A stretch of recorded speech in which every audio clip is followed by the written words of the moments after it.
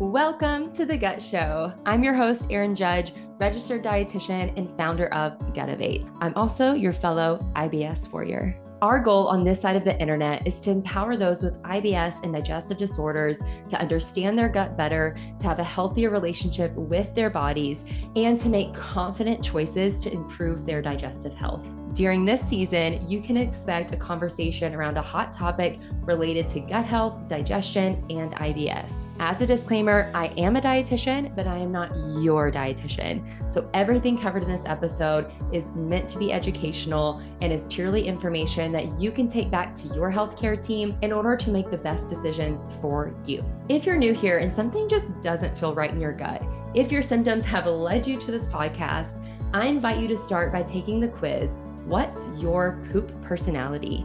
Your personality type will unveil what your symptoms may mean, what may be causing them, and what you can do about them. This is a free quiz and you can take it today at gutovate.com or find the direct link below in the show notes. While you're going to take the quiz, let's jump into today's episode. Welcome back to The Gut Show. I'm so excited that you're here. And today's episode is one that I'm really excited about because this is a hot topic in the wellness space, especially when we look at functional medicine and functional nutrition. There are a lot of messages out there about increasing mineral intake. And this tends to overlap with electrolyte powders and electrolytes. And so what does this actually mean for IBS and gut health? Because if you've heard these messages too, you may be thinking like, will this help my symptoms? And could adding in these drops and these powders and all of these different things make my symptoms possibly worse? Like, what do I need to consider? And I hope that in this episode, we can kind of uncover that a little bit more so that you can feel more confident with how you approach this topic.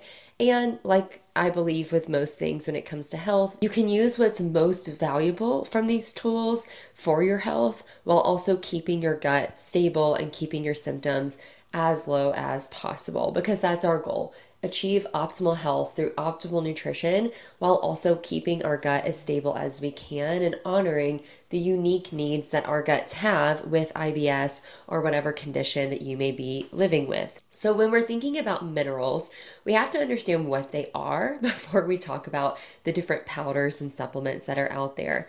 So these are kind of a subset of micronutrients that are found in food and water, and they support different functions in your body. So each mineral, just like other micronutrients like vitamin C, vitamin D, vitamin E, each mineral has a unique role in your body, meaning it needs to show up to do a specific function. It's used in certain processes, and each mineral is really important.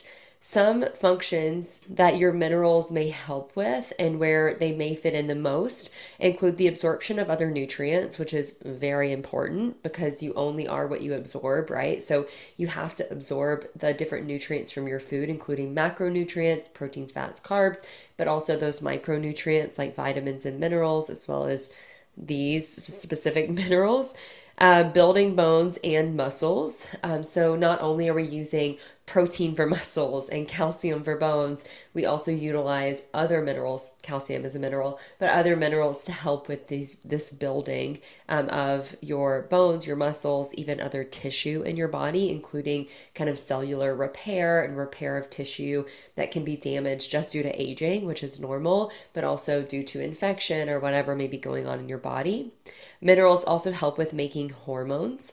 Hormones are made, if you're not aware, and hormones are important. They're messengers, they're signalers in the body, and this includes like sex hormones, but also other hormones that can regulate like stress responses, thyroid hormones, different things like that.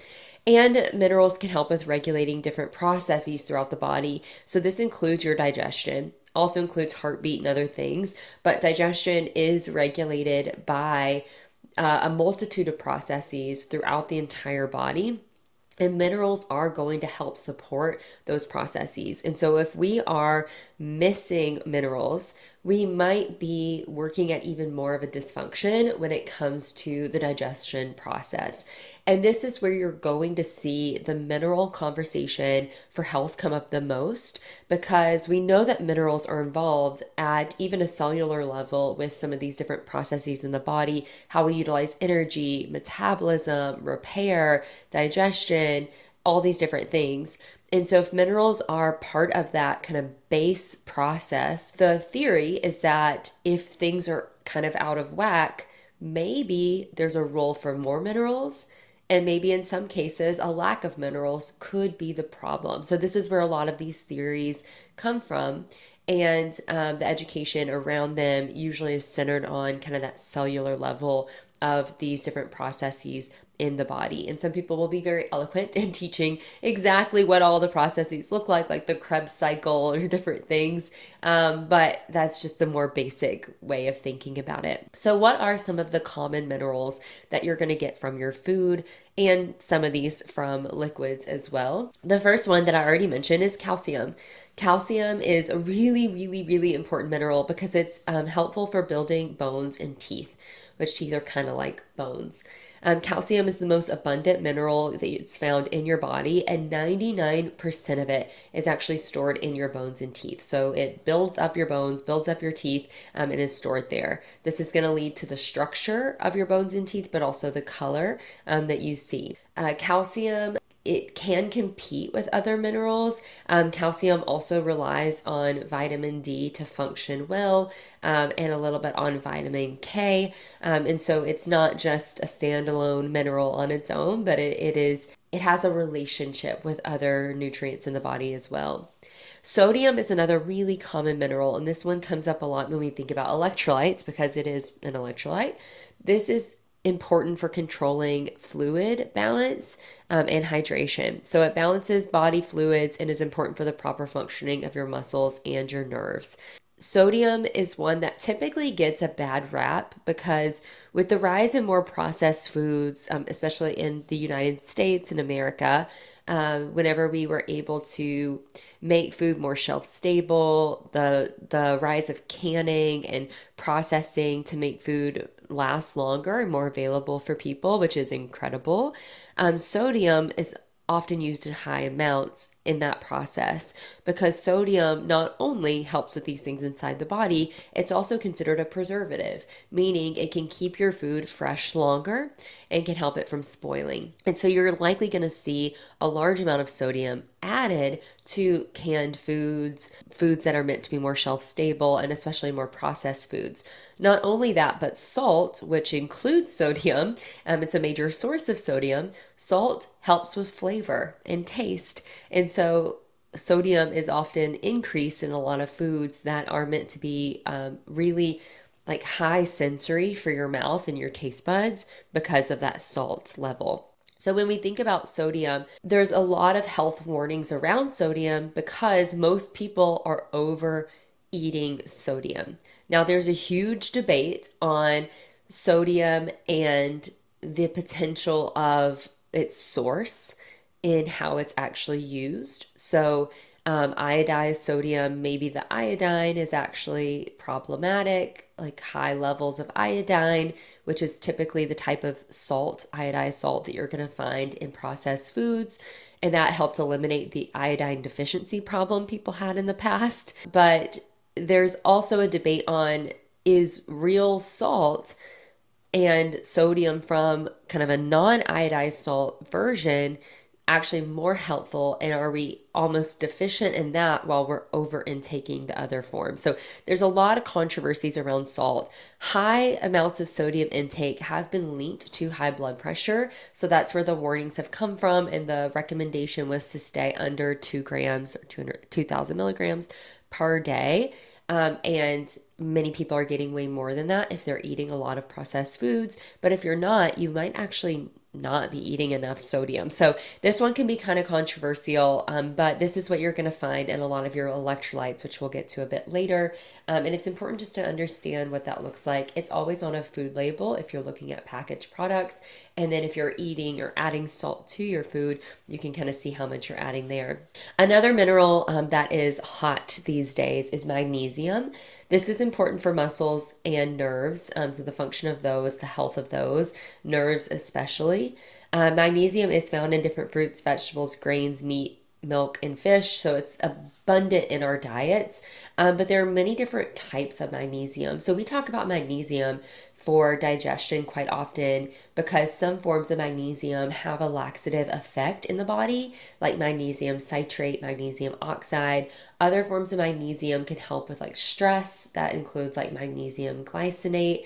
That's really common to use for improving sleep and improving stress levels, maybe working kind of in a neurological way there, but slightly impacting mood and relaxation. And then there's other forms of magnesium that are thought to help more with like headaches, like threonate is a form there. So there are many different types of magnesium, and you're going to get a variety from your food, but you also will find them in like supplements and different products that you're using. And so with magnesium, as you're considering your intake, look at your food sources. That's definitely important, but also consider what's the problem you're trying to solve with magnesium, and then what type of magnesium is added to what you are taking, using, drinking, whatever it may be. And this is really important just because there's a lot of conversations around increasing magnesium intake, and sometimes these supplements that are recommended are centered around magnesium as part of like that overall mineral profile. And so it's important just to understand what's in there. And as we're thinking about digestion and the gut side of things, if you deal with IBS-D or diarrhea, you're more diarrhea predominant, you don't want those laxative forms of magnesium in the supplement that you're taking because you may cause more diarrhea. If you have constipation, you may benefit from that and you may welcome it. Another mineral that is also included in our electrolyte profiles is potassium. This is also found in many foods, but it's essential for the body to perform important functions. So it's really kind of involved in a lot of different processes in the body. Potassium is more abundant in like bananas. So if you have like muscle cramps, potassium can help a lot with that, like muscle activity. And so if you're having a lot of muscle cramps, we typically recommend you eat bananas, and that tends to be helpful. Potassium is also typically added to electrolytes. Sodium and potassium together help with fluid balance and hydration. Iron is another mineral. Sometimes we forget about it as a mineral, and this is used to make hemoglobin, which is a protein that's in red blood cells and carries oxygen throughout the body. Iron is also important for growth and development. Iron deficiency is very, very common, especially among menstruating individuals, because if you're losing blood in any way, you're losing that stored iron, and so your iron levels tend to go low. Iron is most often found in meats. It can also be found in beans and greens and other foods as well, but it's more predominant in meat. And so for those who are vegetarian, vegan, your intake of iron might be low. Iron can also drop in cases where there is more bleeding, or even what we see with some GI diseases like IBD and celiac disease. And iron deficiency can cause a lot of symptoms in people that can mimic other conditions. So it can impact digestion. Iron deficiency can also lead to a lot of fatigue, low energy, mood changes, things like that. And so iron is one that is important to keep an eye on. We typically, as in the healthcare system, should be screening for this every year, but especially if you're a menstruating individual, you have a history of iron deficiency, you want to be screening for this often to make sure that you are not dropping too low, because this can be detrimental for your own body. And in childhood, very detrimental, but also as an adult, this can be really detrimental if you're too low. There's also a such thing as iron toxicity or too much iron. And that part is in the more controversial space. So still a bit of theory behind it without like really fully understanding it. But the thought is, what if the way that we test iron is wrong, and we should be looking at iron more holistically and considering how iron is actually stored and used versus just the levels in the blood that we're testing? And, could it be possible that some people are overdoing iron and over supplementing, over intaking, but not properly using it, because other minerals are involved in the utilization of iron, the storage of iron, including zinc, including copper, and that could lead to kind of similar symptoms that we see even with iron deficiency. So, if you have chronic iron deficiency, sometimes testing some of the other minerals to make sure, okay, is there anything else that could be interfering with how we're using the iron that we're taking in so that we're not kind of overloading the body with iron that's not properly used? That is something that also can be a concern. Are you listening to today's episode with the main thought being, what are the steps that I can take to get rid of my symptoms right now? While I hope that the information that we share in every episode of The Gut Show leaves you feeling more empowered and more confident in your body, it's not always going to solve your problem or give you a clear direction for your specific symptoms and your needs. The Master Method membership is an online program for the person with chronic digestive symptoms and IBS who wants step-by-step guidance to understand their body, address the drivers of IBS, reduce symptoms, and build resilience in your gut long-term. This membership includes a step-by-step course and a dietitian-led community that teaches you how to holistically address each symptom and the IBS drivers, how to reduce symptoms more strategically and with confidence, and guidelines for better gut health long-term so that you're not only thinking about today, but you're also improving your outcomes in the future. It is time to ditch the symptoms and get your life back. The membership is your first step. You can learn more and enroll at ibsmastermethod.com and use the code GUTSHOW, GUTSHOW, GUTSHOW for $25 off your enrollment fee. Now, let's get back to today's episode. So on that note, copper is another mineral. This helps with your bone health, nerves, collagen production, and also skin pigment expression. Copper also helps with iron absorption and red blood cell formation. It's found in many meats, especially those like organ meats and shellfish. So a lot of people aren't actually eating a large amount of copper unless you eat a lot of organ meats or shellfish, which not a lot of us are doing commonly, especially in the IBS space where food fear might be higher or foods that are kind of quote unquote not safe feeling are often avoided. And so copper intake can often be low in a lot of people, but copper is necessary for correct utilization of iron and many different processes. Copper is very rarely tested for, and so some people can be deficient. And again, if you look at some of the more functional medicine spaces, copper has gotten a lot of attention and is talked about more thoroughly because of the potential role in iron deficiency and what we're seeing there with even symptoms and how people are kind of chronically deficient, even if they're eating a lot of iron sources. Another common mineral is zinc. This helps with enzymes, so it's a kind of a cofactor with enzymes. It's also present in all of your tissues, and it may be helpful in the immune system. So we see zinc get talked about a lot whenever we're talking about flu season or supporting the immune system. Zinc is often used there.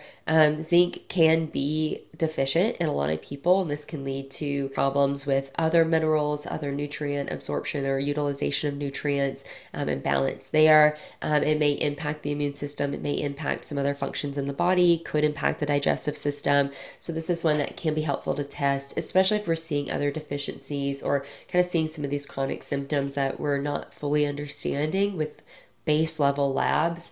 Zinc may be something that's looked at. Zinc intake also should be considered when looking at the entire diet.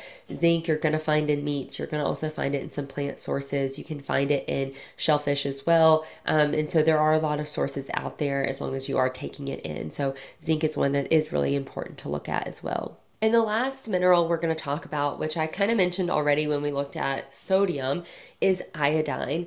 So iodine is used to make hormones, but also helps regulate different functions throughout the body. And iodine is most predominantly used by the thyroid, so with thyroid hormones. So iodine deficiency can cause what's called a goiter, which is going to be kind of a swollen thyroid gland, and correcting that with iodine intake will resolve the goiter. Because iodine deficiency was common kind of back in the day, that's why iodized salt came to the market, and it includes iodine. You can also overeat iodine, and that can cause imbalances with thyroid hormones as well. And so it's important not to overdo it, but you do want to have some sort of form of iodine in the diet. You're also going to find it in like seaweed, kelp, things like that. And there are some other food sources of it as well, if you're not eating iodized salt. But if you eat iodized salt or foods that are made with iodized salt, then you're going to get iodine in that form. But it's really going to be helpful for hormones, especially thyroid. So as I talk through some of the minerals, I mentioned a few of them as electrolytes.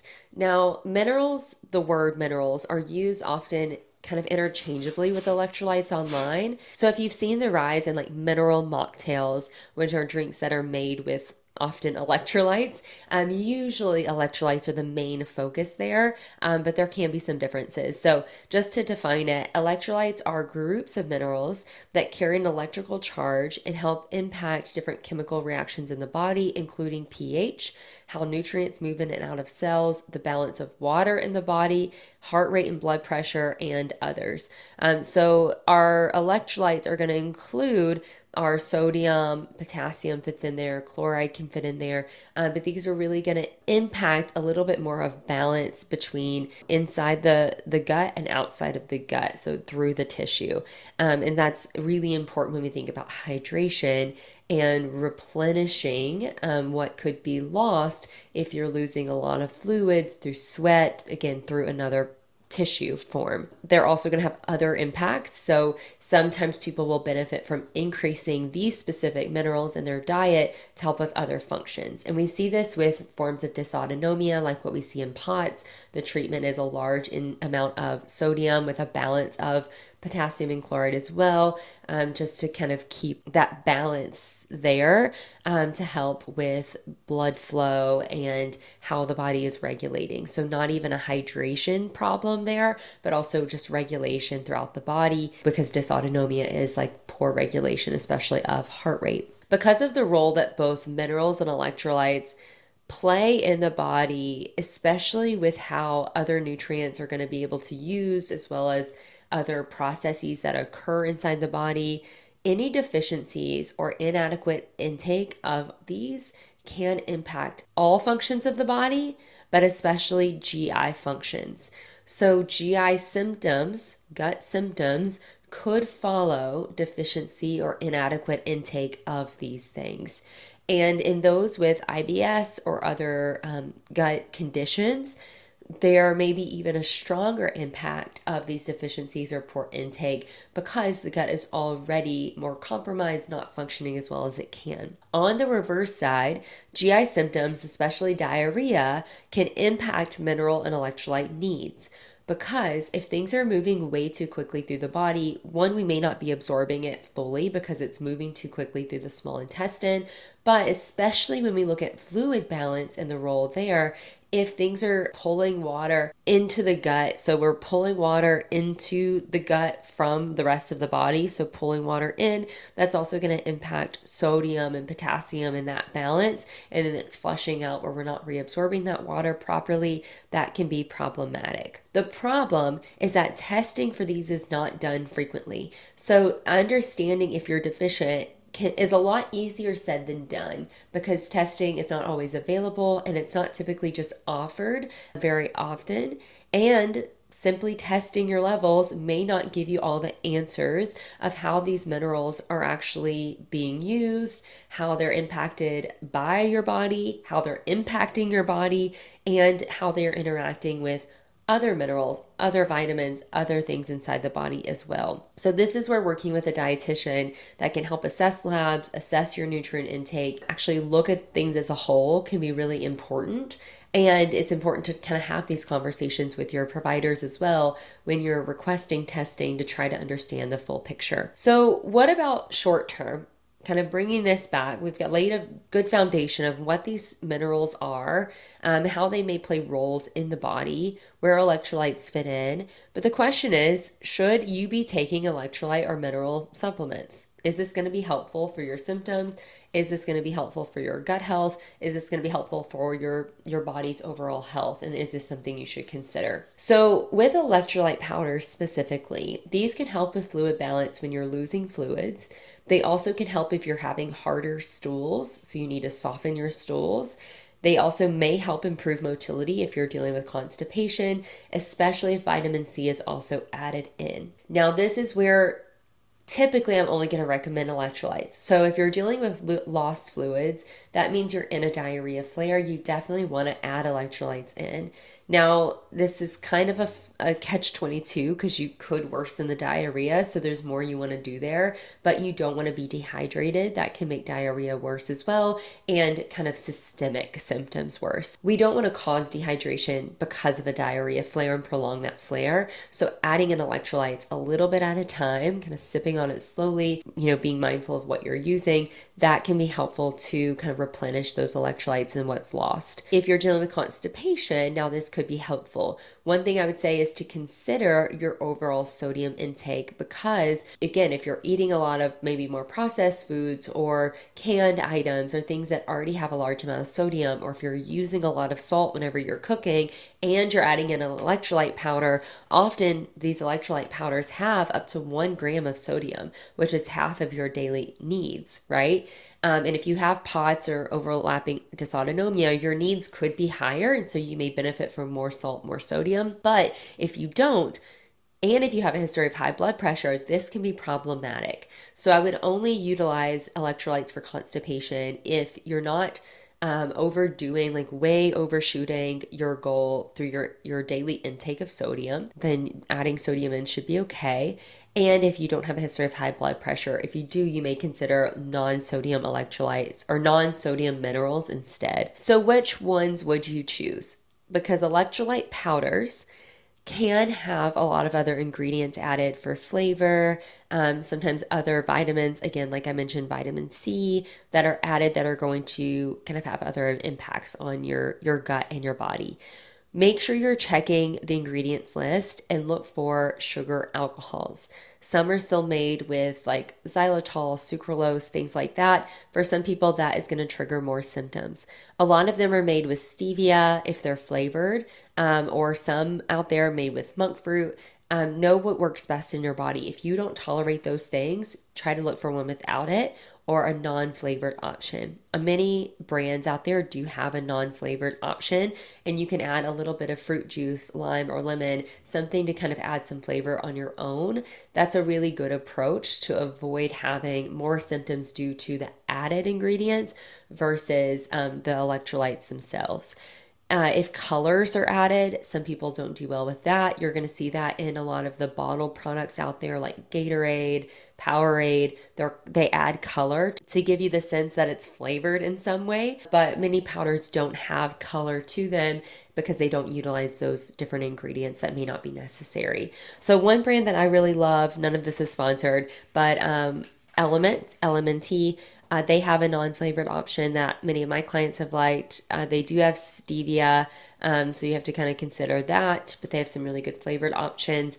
And again, they do have 1 gram of sodium, which is pretty high. You could split it in half, but this does not have vitamin C. So if you're dealing with diarrhea, you do not want one that has vitamin C included because vitamin C can have more of a pro-motility effect, which may worsen diarrhea or make things move a little too fast. So Element can be a good option. And again, that non-flavored option may work really well for you. For an option that does have vitamin C, but no flavor, we have Adrenal Cocktail. So with Element, you're going to get sodium, potassium, and magnesium.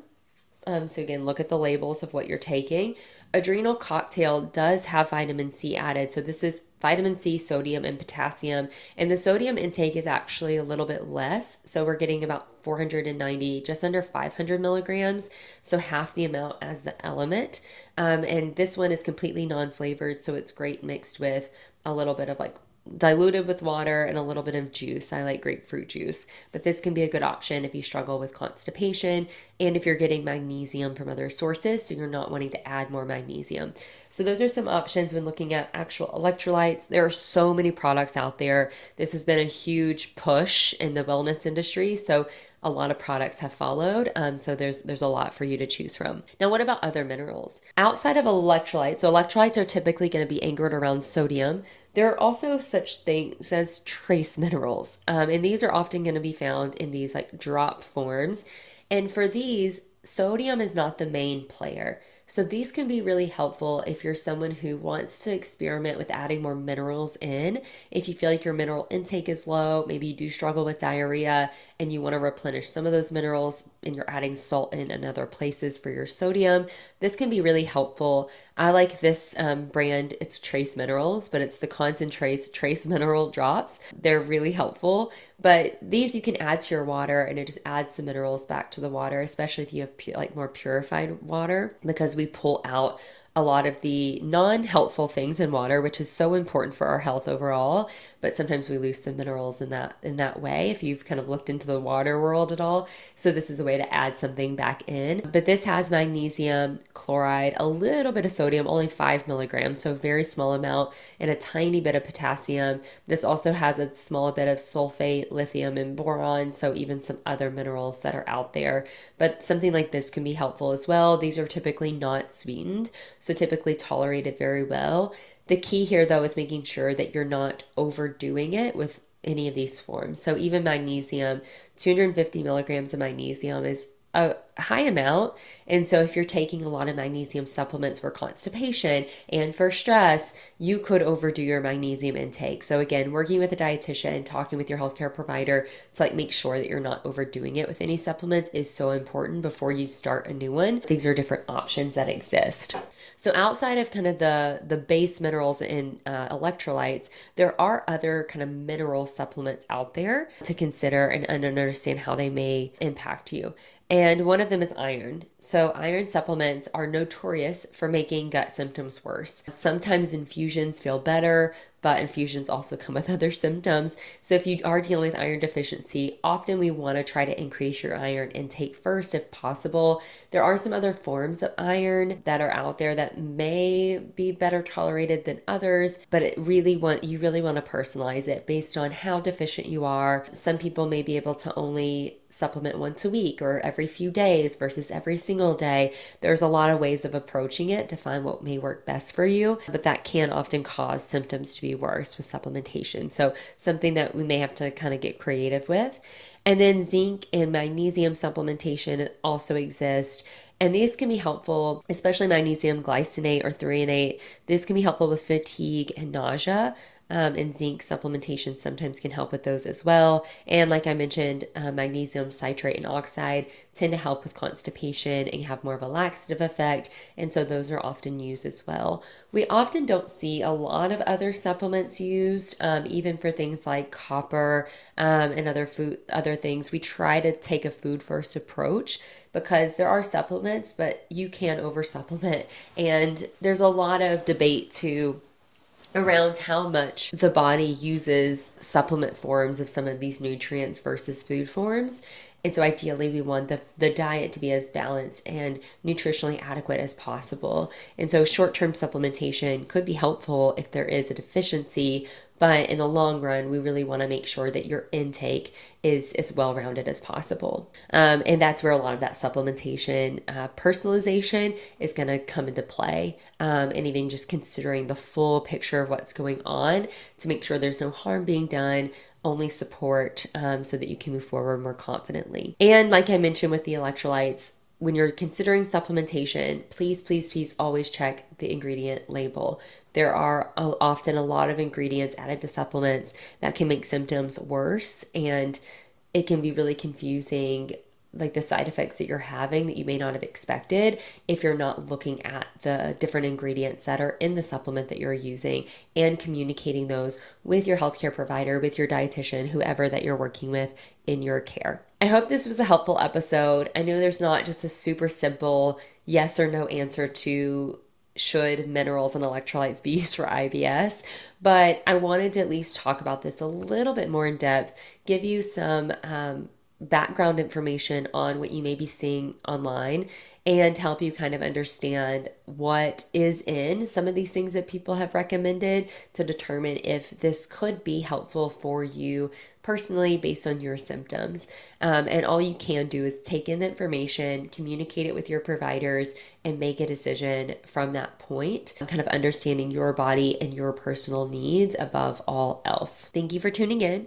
If it was helpful, please share. I'd love to hear your thoughts, your favorite products, whatever it may be. You can share on your stories on social media, tag me, maybe you could join our Facebook group. All of that is in the show notes if you're wanting to continue that conversation. And then meet me back here next week. Next week, we're going to talk about food sensitivity testing. And I'm really excited because I know that's another kind of controversial, kind of talked about topic. And I'm excited to dive a little bit deeper into that with you. In the meantime, catch up on what you've missed, but then I'll see you back here next week.